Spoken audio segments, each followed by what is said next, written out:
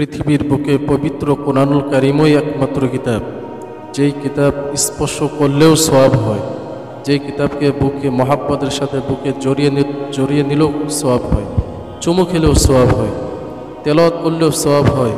বুঝে তেলাওয়াত করুক চাই না বুঝে তেলাওয়াত করুক, এমন একটি কিতাব যেই কিতাবকে আল্লাহ রাব্বুল আলামিন মানব জাতির জীবনের জন্য পূর্ণাঙ্গ জীবন বিধান হিসেবে আল্লাহ রাব্বুল আলামিন ঘোষণা করেছেন।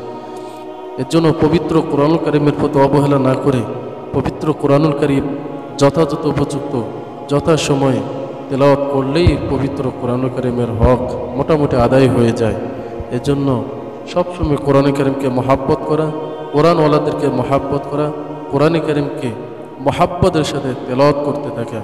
পবিত্র কোরআনুল কারীম তেলাওয়াত করলে কি ফজিলত এ সম্পর্কে হাদিসের মধ্যে বর্ণিত হয়েছে। عن عبد الله بن مسعود رضي الله تعالى عنه قال قال رسول الله صلى الله عليه وسلم من قرأ حرفا من كتاب الله فله حسنة والحسنة بعشر أمثالها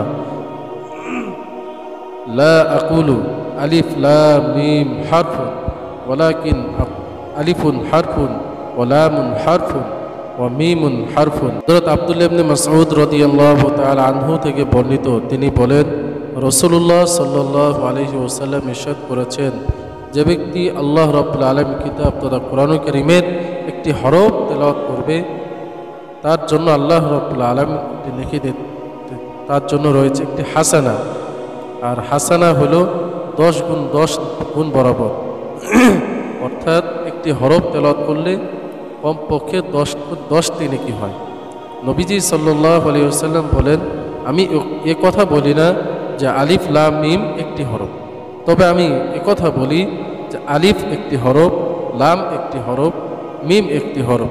অর্থাৎ কেউ যদি আলিফ লাম মিম তেলাওয়াত করে তাহলে তার আমলনামায় 3টি হরফ উচ্চারণ তেলাওয়াত করার পরিমাণ সওয়াব লিখে দেওয়া হয়। তিরমিজি শরীফ হাদিস নম্বর 2910।